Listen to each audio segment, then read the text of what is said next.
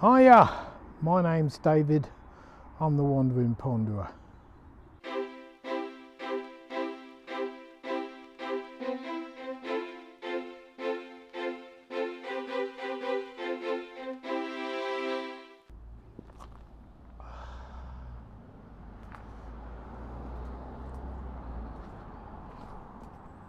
I'm here sitting in the little park right opposite this house, this one there.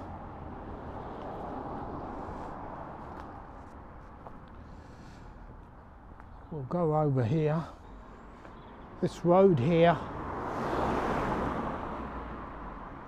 back down into the town is West Street.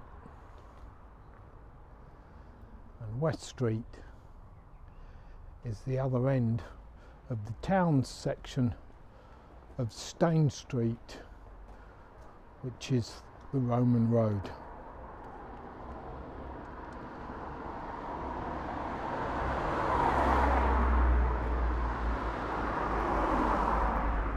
Another video is due on the Roman road, and hopefully I will have some interesting things to show you. But I'm using this end of town really to introduce you to this part of the bedrock of history that Coggeshall is founded on. The Roman Empire was in Great Britain over a 400-year period, and they built many roads, and their expanse of building roads all over Great Britain was an amazing feat, and it was done by soldiers. But an interesting thing about the Romans, did you know their soldiers used to be paid in salt? Yes, salt was the currency in the early days of the Roman Empire.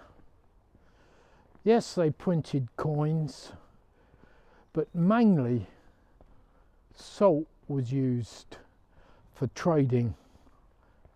They even purchased slaves with salt.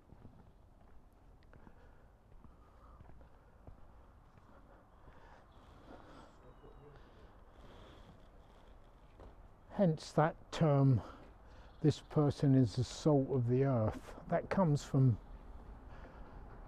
the days when salt was considered one of the most valuable commodities, and in some cases more valuable than gold.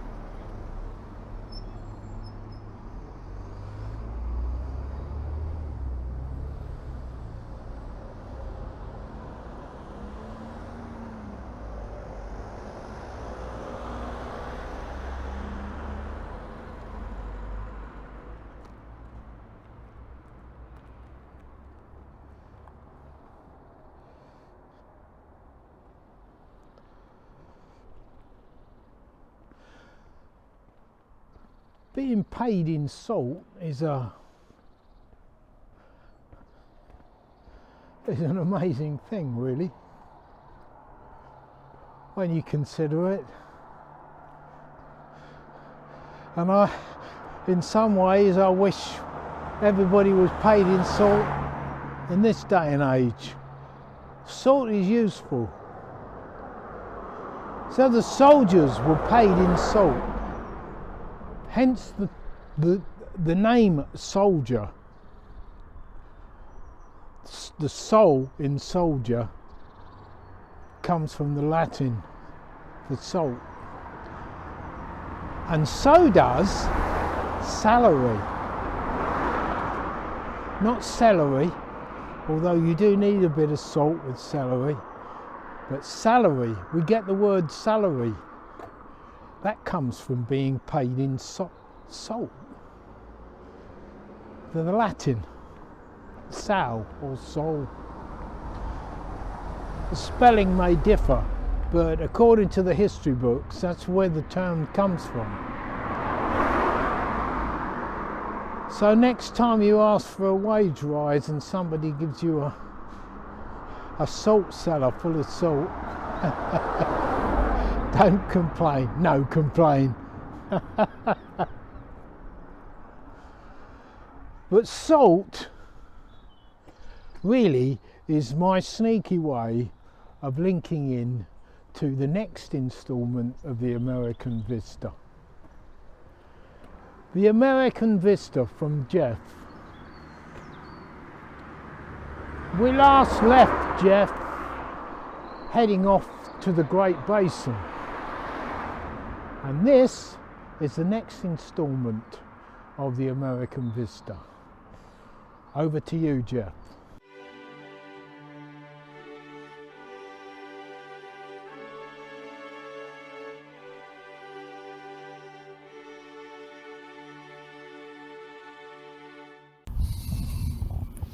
Hello everyone, it's Jeff again, and this is another American Vista. I'm standing today on the edge of the Bonneville Salt Flats, named after Benjamin Bonneville. In the 1830s, he was an explorer that extensively mapped this area. The Bonneville Salt Flats is 5 miles wide and 12 miles long. The salt on the edge is less than an inch thick, but in the center it's 5 feet. And it is very expansive. I would like to show you exactly how expansive, except it's much too windy for me to fly my drone. So instead, I'm just going to take some pictures and show you this beautiful area. The first automobile to be driven on the Salt Flats was a 1907 Pierce Arrow, and the railroad crossed the Salt Flats in 1910. This is a sculpture called the Tree of Life. It sits on the very edge of the Bonneville Salt Flats. It was a sculpture that was created by Swedish artist Carl Moman in the 1980s and dedicated in 1986. It is said he was inspired by Beethoven's Ninth Symphony as he drove across the Salt Flats to create this sculpture. Following the dedication of his work of art, Moman donated the sculpture to the state of Utah and returned to Sweden. In 2011, he contacted the state of Utah and proposed building an art gallery with places for the artists to live to create their art, and they didn't work and play well together, so nothing ever became of it, and the only thing standing in the location is his original sculpture. There are numerous hills and mountains around the Bonneville Salt Flats. I am now sitting in the parking lot of the Rainbow Casino in Wendover, Nevada. And this casino has a distinction that no other casino probably in the world has.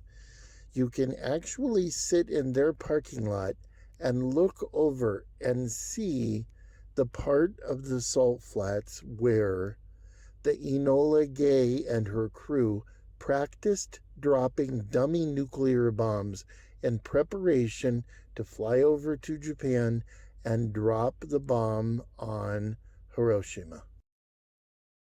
Wendover is a wide spot in the road with about 4 or 5 casinos on the very edge of the Bonneville Salt Flats. It does have several good restaurants, and it's kind of pretty at night. I am reminded of a story about this man, Max Baer Jr., who played Jethro Bodine on the Beverly Hillbillies. When the show ended, he kept all of the props from the show. He kept the old jalopy that they drove. He kept Granny's butter churn. He kept pretty much everything from the show. and his thought was always to open a casino. He bought property in a dozen cities in Nevada, including Wendover, always with the idea of starting a Clampets-themed casino. But everywhere he bought property, for one reason or another, they kept him from opening the casino that he wanted. As far as I know, the only place that he owns a casino is Carson City, and it is an extremely small casino. It only has about 30 slot machines. It would be very interesting to know the real reason why they always prevented him from opening a casino. Welcome to Nevada. It's time to get cracking. The next thing of any consequence that we're going to encounter is Donner Pass. It is one of the snowiest places on Earth. Its epic snowfalls are completely beyond description. In the springtime, when they break down the massive piles of snow, they often find cars with people trapped inside. And in 1952, this train was stuck for 3 days. This is the old flume that runs along the Truckee River along I-80.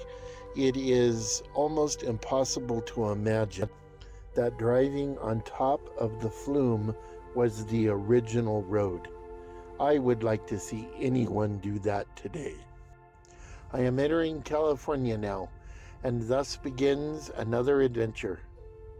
Be good to one another, think good thoughts, do good deeds, and I will see you in the next episode of An American Vista.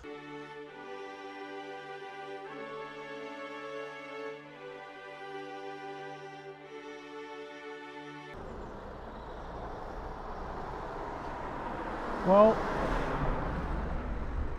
that was the American Vista, and to be honest, that Donner Pass in the snow looks a bit deadly, but the salt flats are amazing. So thank you, Jeff, for that. And if you enjoyed the video, please do and give it a thumbs up. And that's it from me for this video, and I look forward to seeing you in the next one, so stay safe.